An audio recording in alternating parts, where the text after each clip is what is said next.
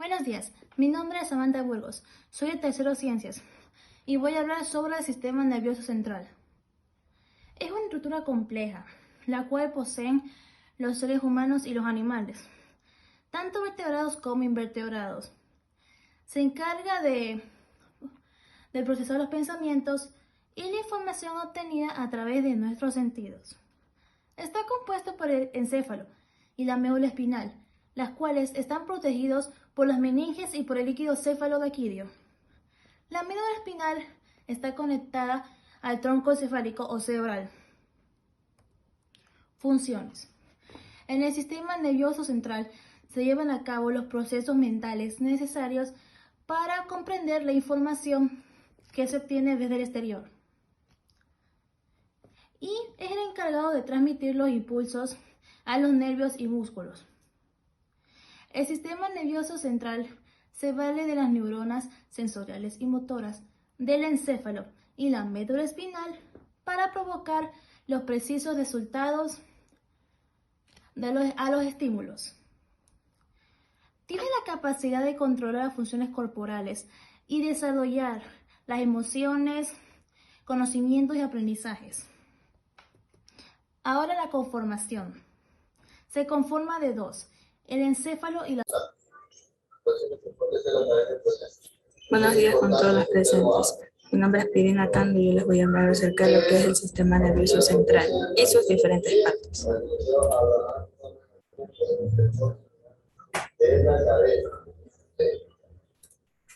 El sistema nervioso central es aquel sistema que tiene como función analizar la información y emitir las respuestas. Está formado por una gran cantidad de neuronas. Su cuerpo es de color gris y sus axones son blanquecinos. En la sustancia gris son las diferentes zonas donde se acumulan los cuerpos neuronales. Sustancia blanca, zonas con haces de axones. Se separa en dos partes principales, que son el encéfalo y la médula espinal. En el encéfalo está situado en el interior del cráneo. Comprende al cerebro, cerebelo y el tronco encefálico. Médula espinal. Se encuentra en el interior de la columna vertebral. Esta es la vía de conexión entre el encéfalo y el resto del cuerpo. El sistema nervioso central está recubierto por tres membranas principales que se denominan meninges y por un líquido cefalorraquídeo son separados. Estos meninges y el líquido cefalorraquídeo sirven de protección al sistema nervioso central. Función del encéfalo. Controla el pensamiento, la memoria, las emociones, los órganos sensoriales, destrezas motrices, visión, temperatura, apetito y regula las diferentes actividades que hacemos a diario. Médula espinal. Tiene como función transmitir impulsos nerviosos a los 31 pares de nervios raquídeos. Muchas gracias por su atención.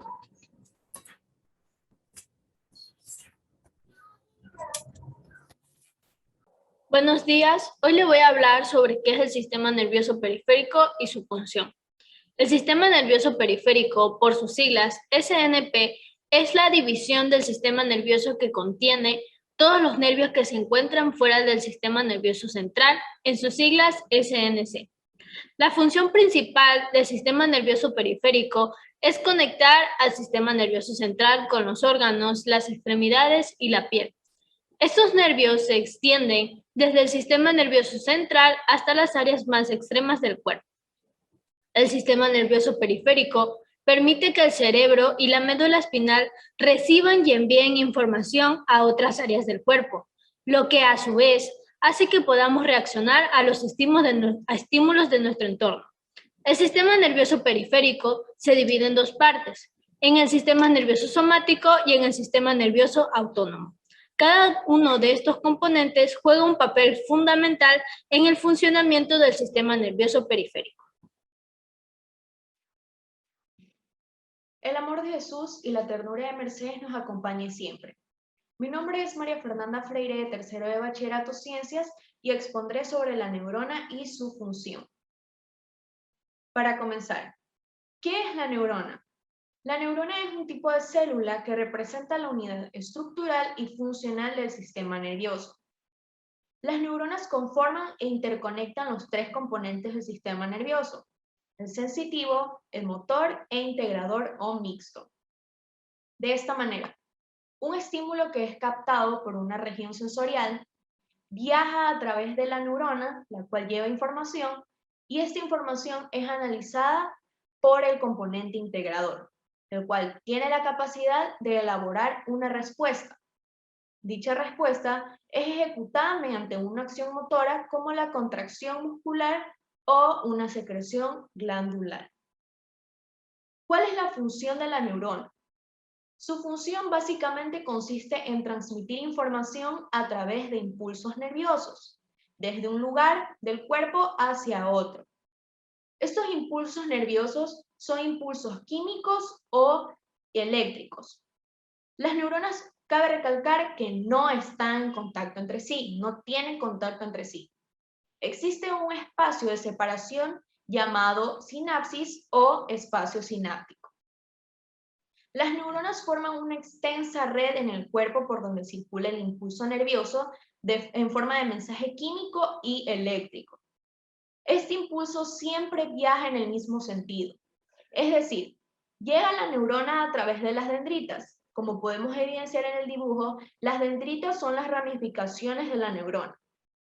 Llega a través de las dendritas, se procesa en el soma, que vendría a ser el cuerpo de la dendrita, se procesa en el soma y posteriormente se transmite al axón. El axón es toda esta parte de aquí. Se transmite al axón, el cual se comunica con las dendritas de la siguiente neurona, con la cual se produce la comunicación. Gracias. El amor de Jesús y la ternura de Mercedes nos acompañan siempre. Mi tema es la dopamina. La dopamina es uno de los muchos neurotransmisores que usan las neuronas para poder comunicarse entre ellas. Y también es una sustancia que no solo puede ser producida por el ser humano, sino también puede ser producida en laboratorios. La dopamina es frecuentemente considerada como la causante de sensaciones placenteras y la sensación de relajación. Cuando hay mucha deficiencia de dopamina en el cerebro, los movimientos pueden resultar ser retardados y descoordinados. Pero si hay un exceso de dopamina, el cerebro induce al cuerpo a llevar a cabo movimientos que son innecesarios y esto provoca los tics repetitivos. Una de las principales enfermedades de la dopamina es la enfermedad de Parkinson. Esta es una enfermedad que provoca la muerte de ciertas células del cerebro, que son las que nos ayudan a controlar el movimiento y la coordinación. La enfermedad lleva a cabo que se presenten agitación, estos son cuando las personas comienzan a temblar y dificultad para caminar y moverse. También encontramos otra enfermedad que es la esquizofrenia. Esto es un trastorno mental muy grave, por lo cual las personas comienzan a interpretar la realidad de manera anormal. La enfermedad de la esquizofrenia puede causar alucinaciones, delirios y también puede afectar al funcionamiento diario y puede ser incapacitante. Muchas gracias.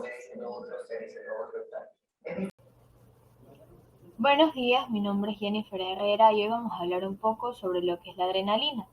La adrenalina es el transmisor excitatorio del corazón y también es muy conocido por tener una excelencia en ser el inhibidor del dolor. En el caso de los niveles más altos de este neurotransmisor, nos pueden llevar a un estado de alerta. Por ejemplo, cuando estamos ante un peligro, hace que todo nuestro organismo se ponga atento. Y en el caso de los niveles más bajos, nos pueden llevar a relacionarlo con la relajación o la depresión en muchos casos, en el sistema nervioso. La adrenalina también es capaz de aumentar nuestra frecuencia cardíaca y también reduciendo el movimiento de la actividad digestiva y produciéndonos lo que es la vasoconstricción. Gracias. El amor de Jesús y la ternura de Mercedes nos acompaña siempre. Mi nombre es Doménica Lorenti y yo les voy a hablar sobre la serotonina.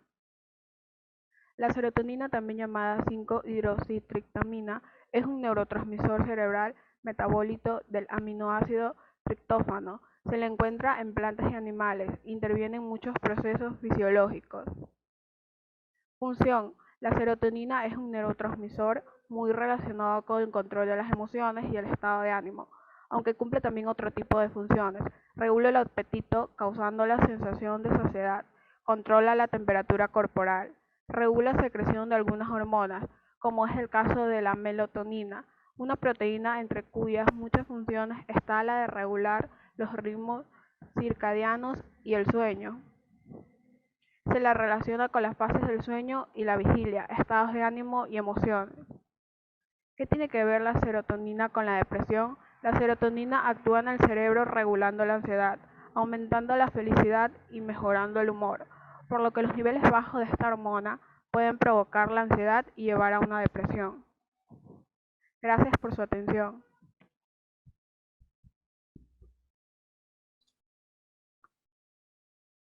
El amor de Jesús y la ternura de Mercedes nos acompañe siempre. Mi nombre es Melanie Lisbeth Luna Arriaga y les voy a hablar sobre la histamina.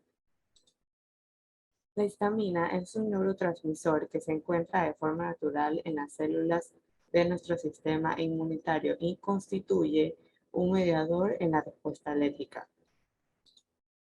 La histamina es responsable de síntomas alérgicos como la tos, picores, lagrimeo, enrojecimiento de ojos y urticaria. Los fármacos antihistamínicos bloquean los efectos de la histamina, aunque si bien es verdad, se produce un efecto sedante que nada tiene que ver con la respuesta inmune, sino con el sistema nervioso central. Este está relacionado con la regulación del sueño. Por eso, al tomar antihistamínicos, nos produce sueño y no se recomienda manejar. La actividad motora, de aprendizaje y de memoria son también funciones que se relacionan con la histamina. La histamina también influye en la secreción de ácidos en el estómago y es uno de los neurotransmisores involucrados en los circuitos del vómito.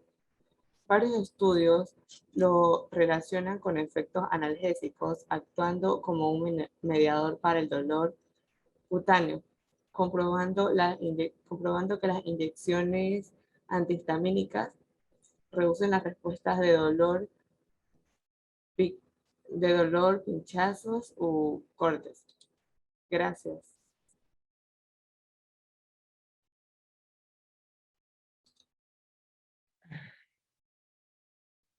Buenos días, mi nombre es Viviana Mayancela del Tercero Ciencias y el día de hoy les voy a hablar sobre la adenosina. ¿Qué es la adenosina? Bueno, la adenosina es un nucleósido formado por adenina con un anillo de ribosa, también conocido como ribofuranosa, a través del enlace glucosídico. Vamos a conocer 5 funciones principales de la adenosina. Como primera función tenemos que ayuda en la transferencia de energía en la forma ATP y ADP. También actúa como un traductor del señal de la forma adenosin, monofosfato, cíclico o AMPC. Como segunda función tenemos que la adenosina desempeña un importante papel como neuromodulador en el sistema nervioso central a través de la interacción con sus receptores. Como tercera función tenemos que tiene efectos sedantes e inhibitorios sobre la actividad neuronal. Como cuarta función e importante tenemos que como fármaco se utiliza para revertir la taquicardia supraventricular paroxística al bloquear el nódulo auriculoventricular. Como quinta función tenemos que la adenosina actúa como un neuroprotector al inhibir la transmisión excitatoria a los receptores alfa. Como dato importante, tenemos que tiene una clara acción vasodilatadora y aunque se sabe que las concentraciones intracelulares de adenosina son bajas, pueden aumentar en periodos de isquemia, hipoxia o requerimientos en donde se utilice bastante energía. Además, es un potente broncoconstrictor en asmáticos. Muchas gracias.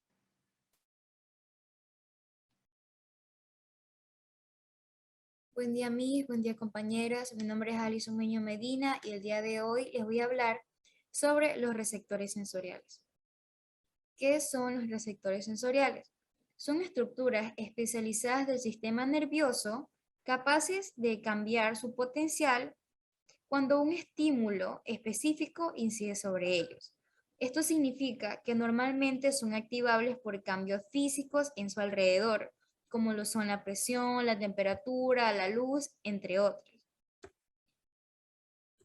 El sistema sensorial.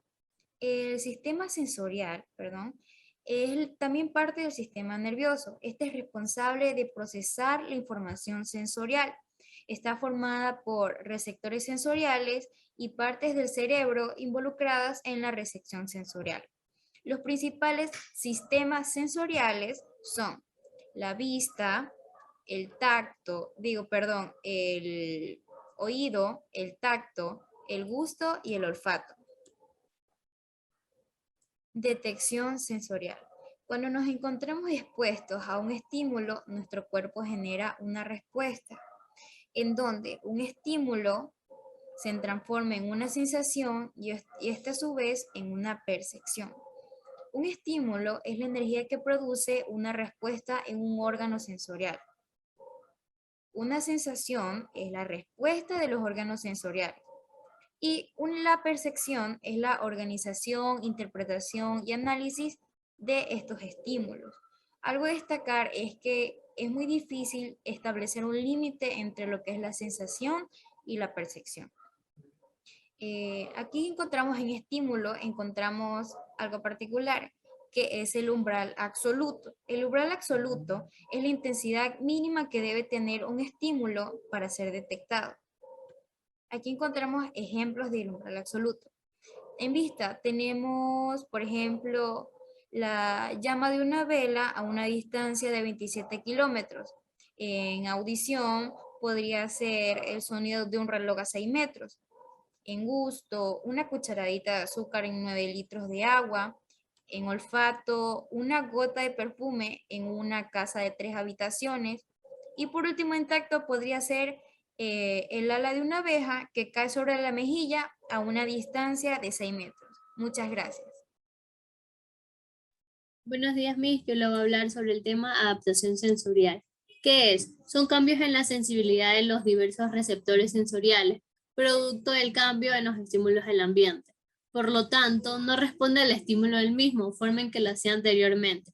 Como por ejemplo, al nosotros colocar nuestra mano dentro de un recipiente con agua fría, después de un tiempo ya no vamos a sentir el mismo frío que sentíamos desde un principio. Muchas gracias.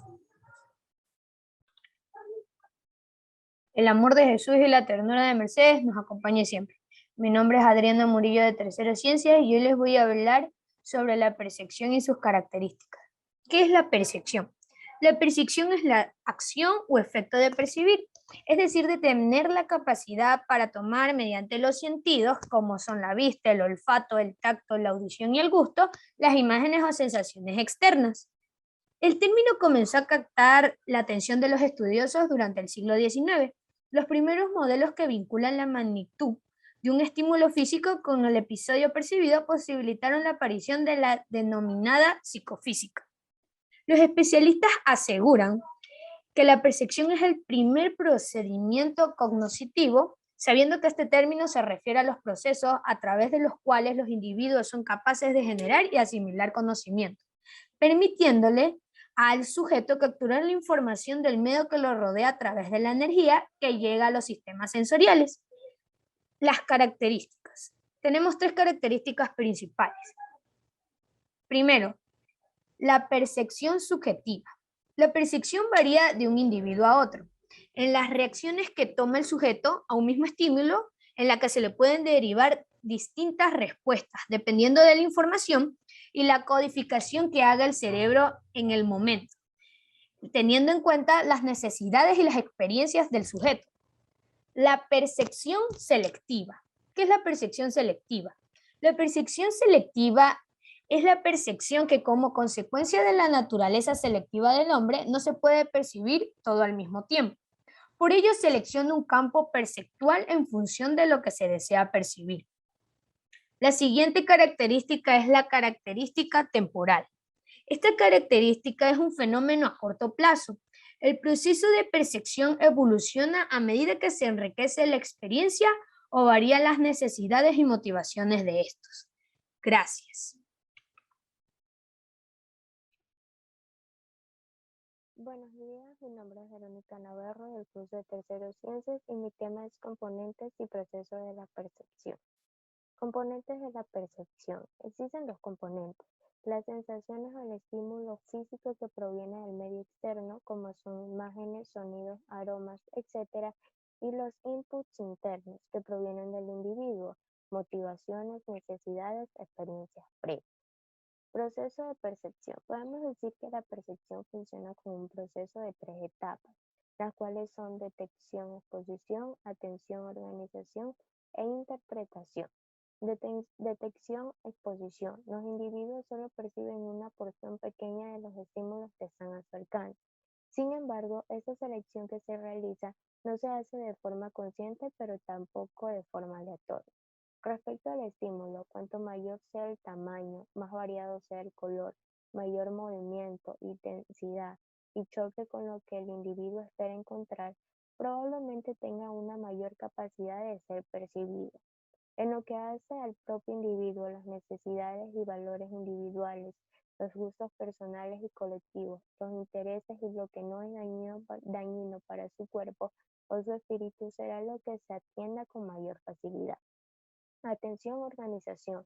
La asignación de un significado a lo que se está percibiendo. Y por último, la interpretación, que es la parte final del proceso, será la que le dará el contenido a los estímulos que previamente se seleccionaron y se organizaron. Aquí ya entra mucho más en juego la individualidad de cada persona, con su experiencia previa y sus valores personales. Gracias.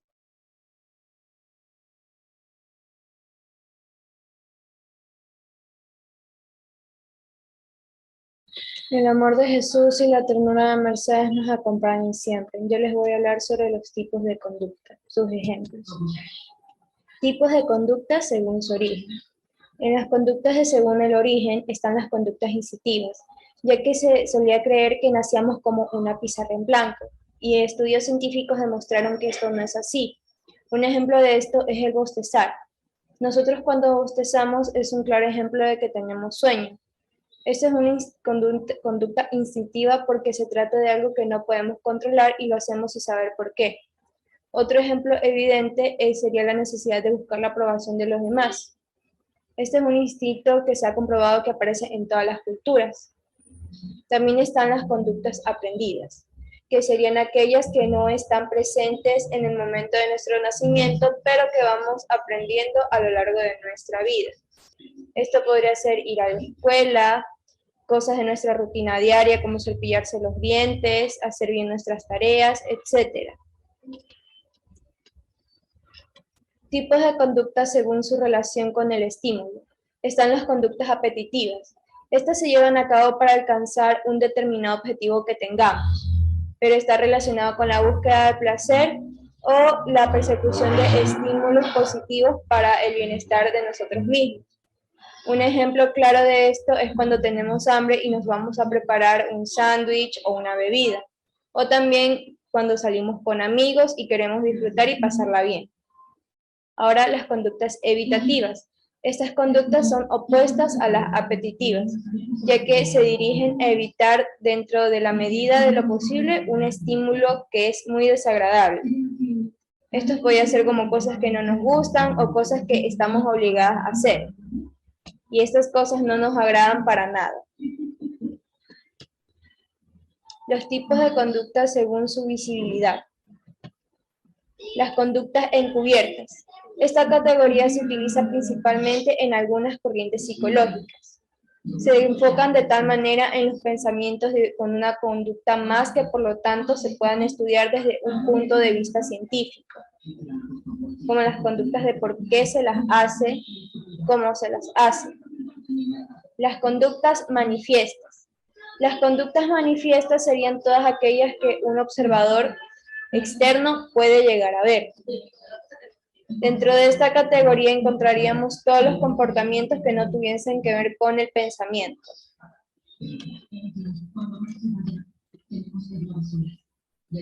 Tipos de conducta según la intencionalidad de la persona. La conducta involuntaria.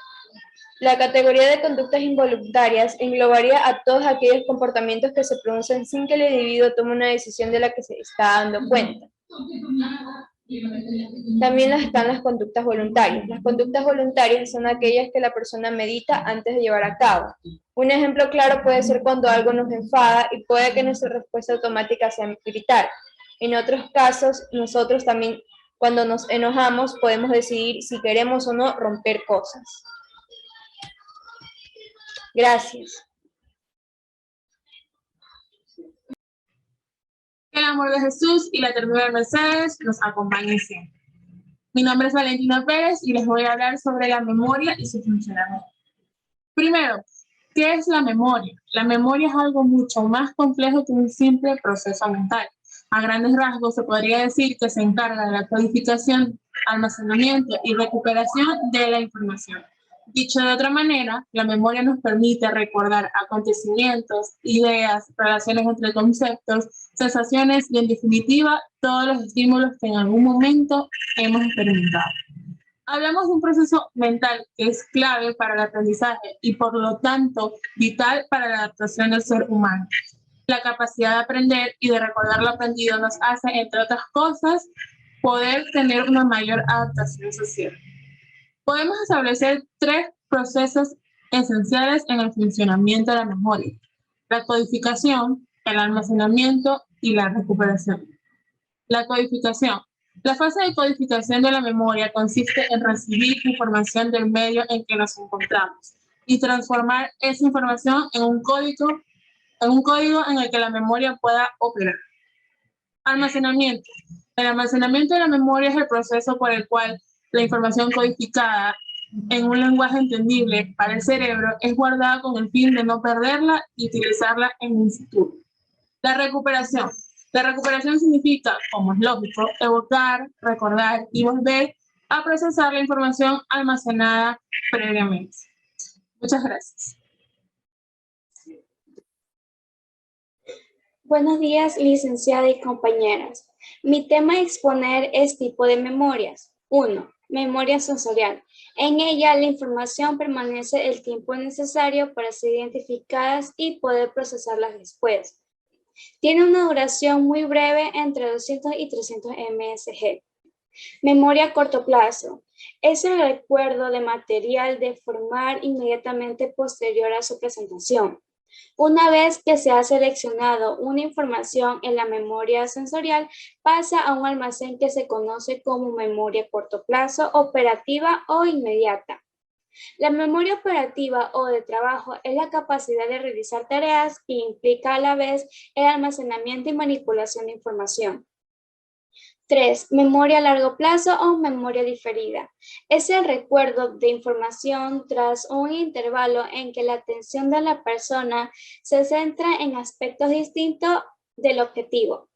Tiene gran capacidad y permite que la información se almacene de forma duradera. Podemos dividir esta memoria en memoria explícita y memoria implícita.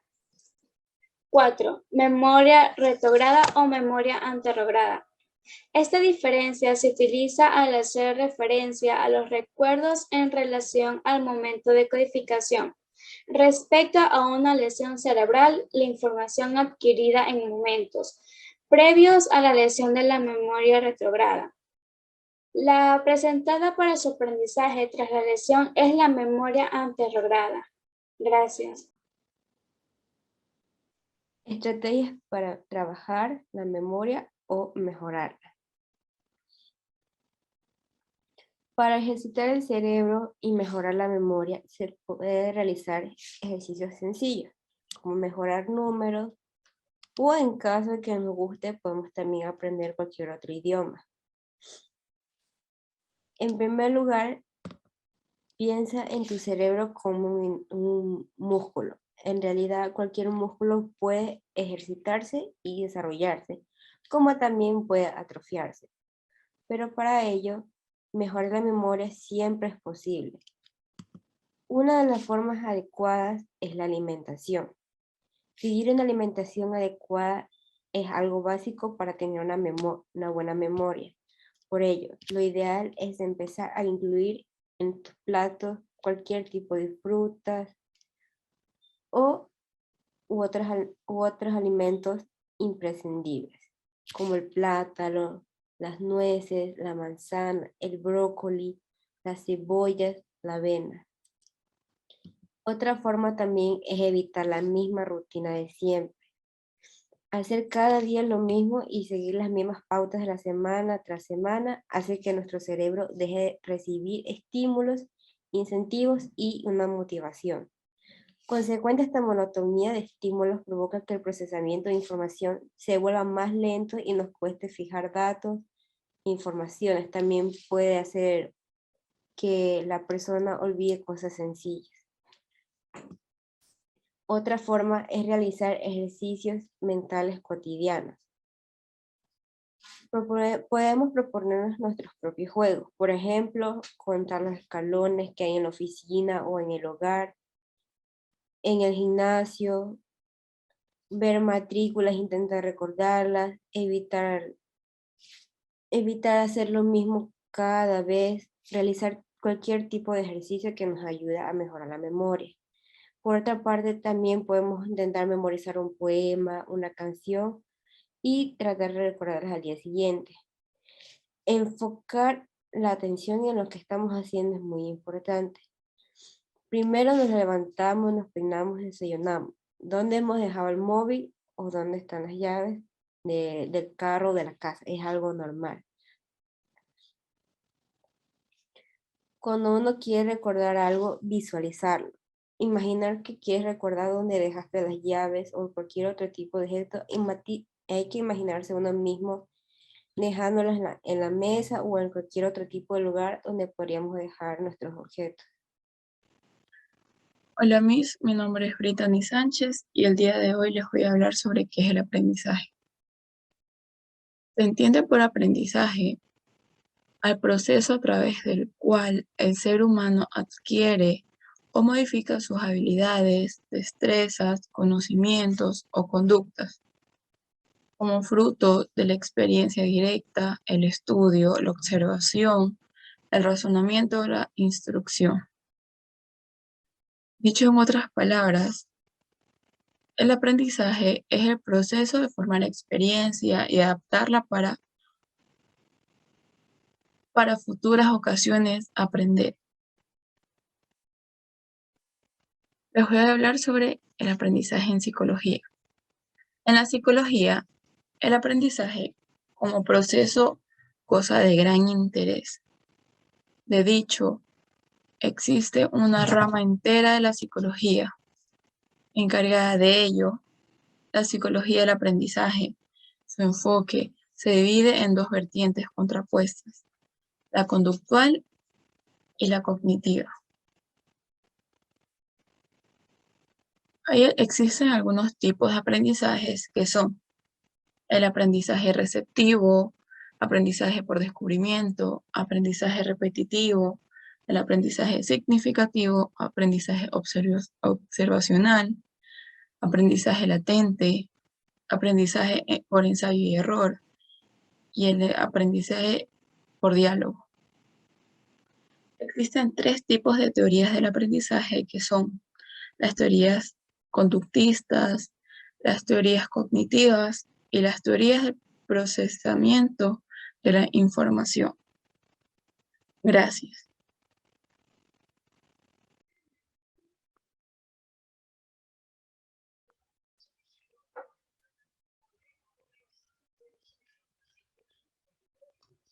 ¿Cuál es la importancia de la memoria y el aprendizaje en la vida del ser humano?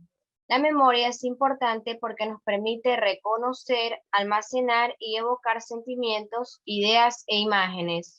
Nos permite reconocerlas como propias. La memoria es un elemento fundamental en la vida de las personas porque nos permite acceder a una identidad gracias al reconocimiento de las experiencias vividas.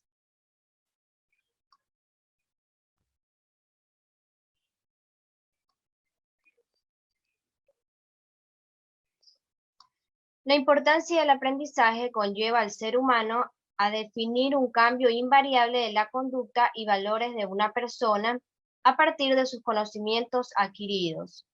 El aprendizaje es importante ya que permite el constante desarrollo de las habilidades que una persona puede necesitar a lo largo de su vida, tanto a nivel profesional como del personal, para formar parte de una ciudadanía activa, motivada e integrada.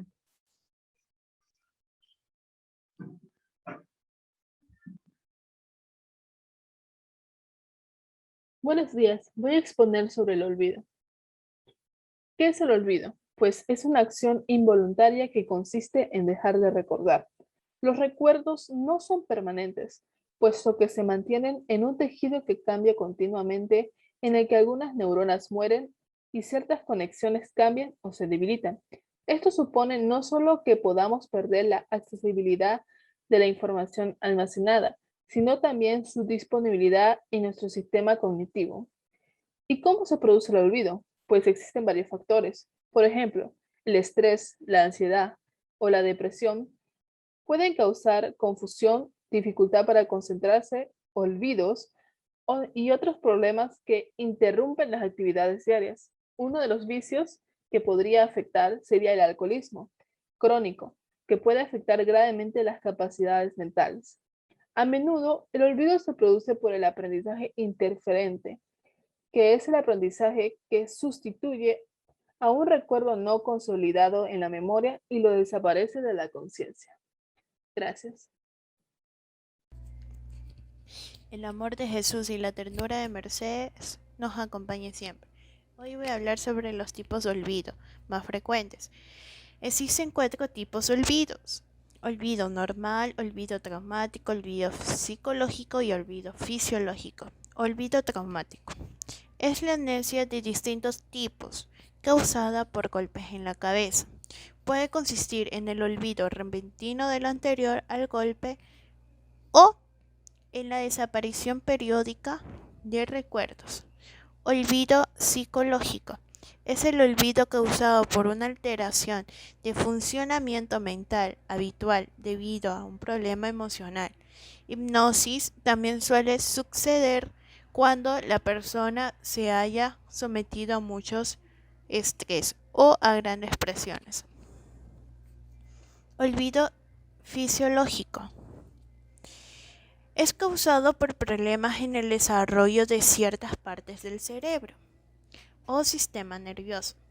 Por ejemplo, una formación incompleta con el sistema límbico.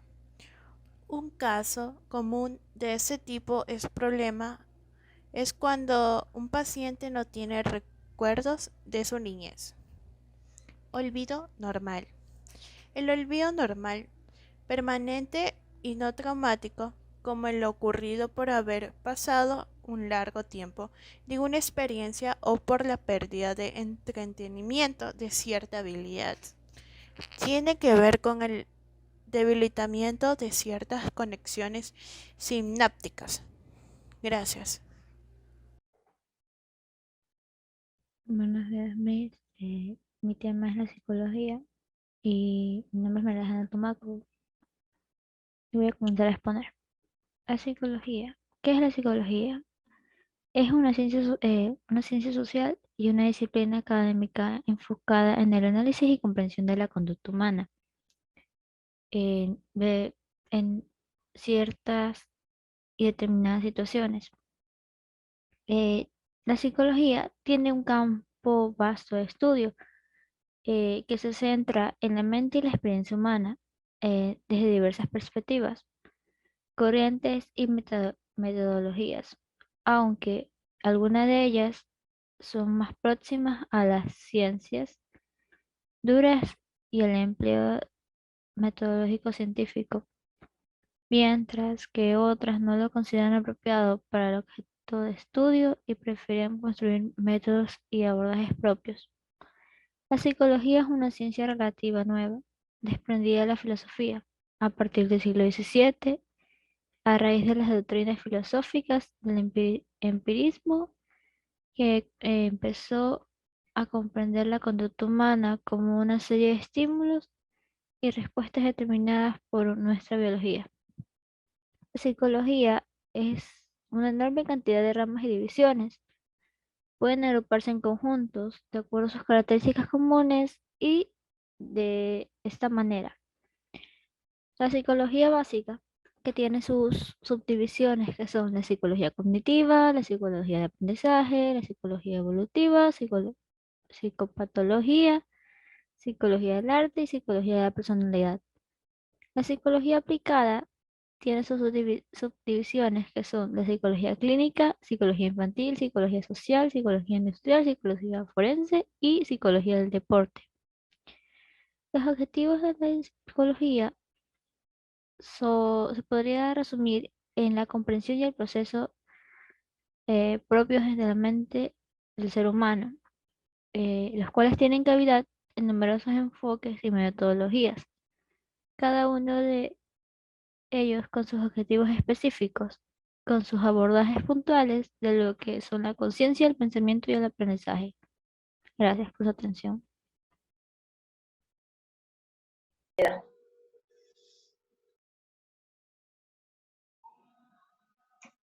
El amor de Jesús y la ternura de Mercedes nos acompañe siempre.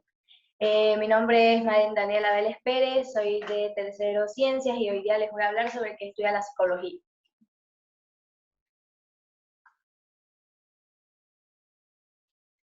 La psicología es aquella que está dedicada a estudiar la complejidad del comportamiento humano. Como cabe esperar, debe adaptarse constantemente a la realidad de nuestra evolución.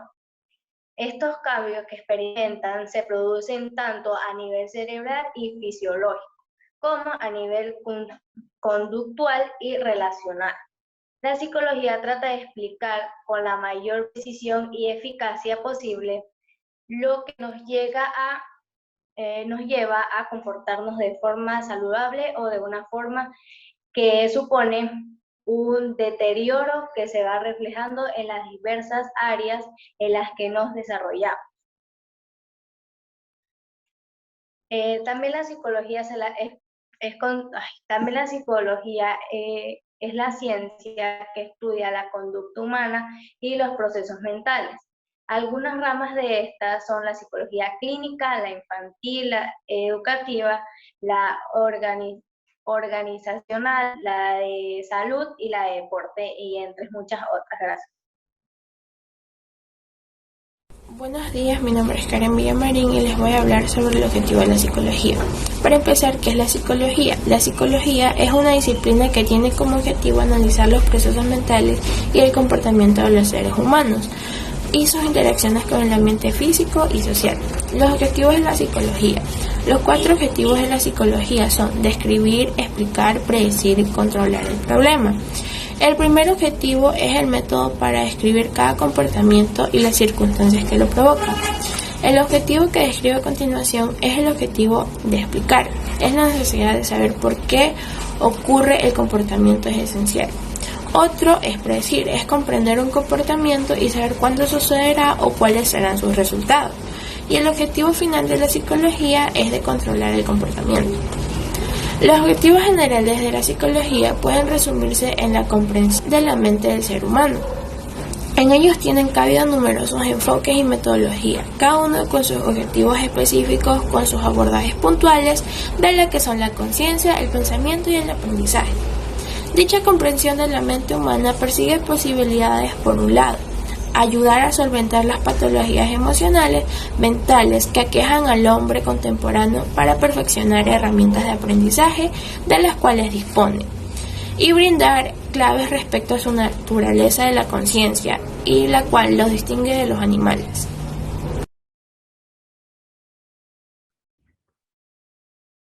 Bueno, mi tema son los tipos de psicología.